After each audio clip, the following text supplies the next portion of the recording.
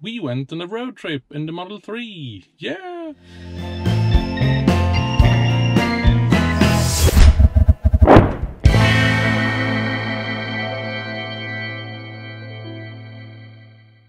Yes, we're doing a road trip, the first road trip in the Model 3. And it's time to supercharge.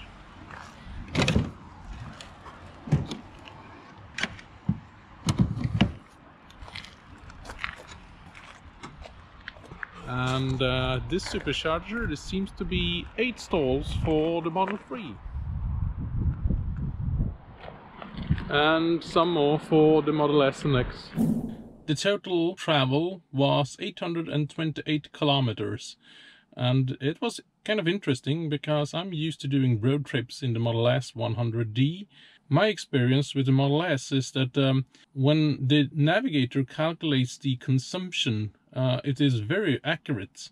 But this is the performance version with the performance wheels, and it consumes a bit more than it expects. So I started out by switching from summer tires to winter tires, and on the way down we first stopped at the supercharger, and that was basically just to have 90% charge when we left, because we didn't know if we were going to be able to charge at the destination. So at lunchtime we stopped for lunch, and we used CCS charger, and this is kind of interesting because we use the public infrastructure for charging EVs, and if you don't have a Tesla, you can only use these stations, and I was a bit nervous because there was only one, so if that one was occupied, we had to wait, and if it was broken, well, then we definitely needed to find somewhere to charge at the destination, or we had to go another 40 kilometers to the next supercharger.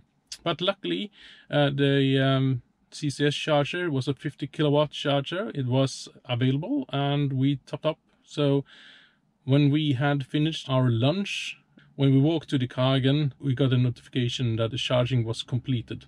When we arrived at the destination, we had 75% of charge left, and that was plenty to, you know, cruise down doing some daily activities.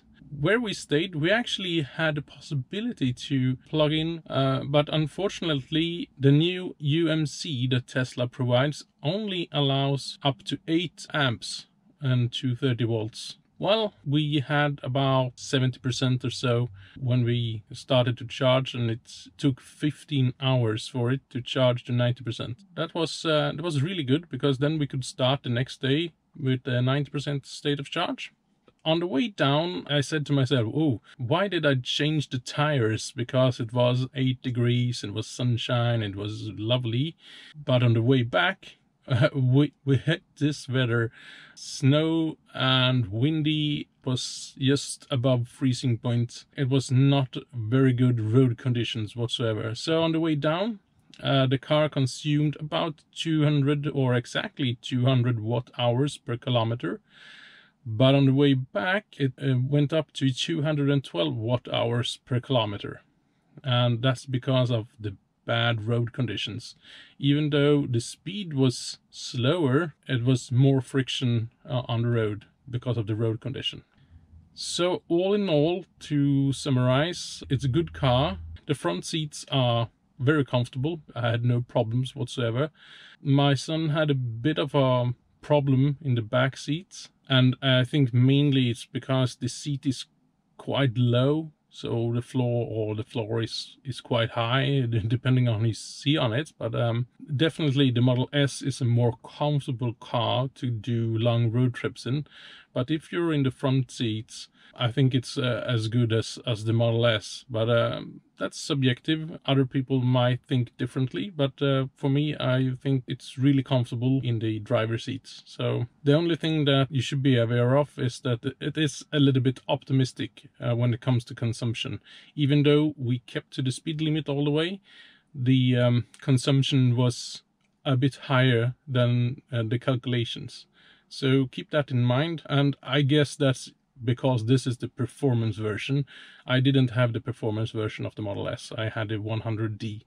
and that calculation was really accurate. If you kept to the speed limit, it was very accurate. It could change 1% up or down or something like that. But as you can see here, we had quite some differences in the calculation and the actual consumption. So all in all, still very happy that I switched from the Model S to the Model 3. The Model 3, in my opinion, is much more fun to drive than the Model S. But if you're going on long road trips and you are more than 2 persons, well, I think the Model S might be a more suitable option. But then again, it all comes down to personal preference. So drive safely, and I see you in the next one.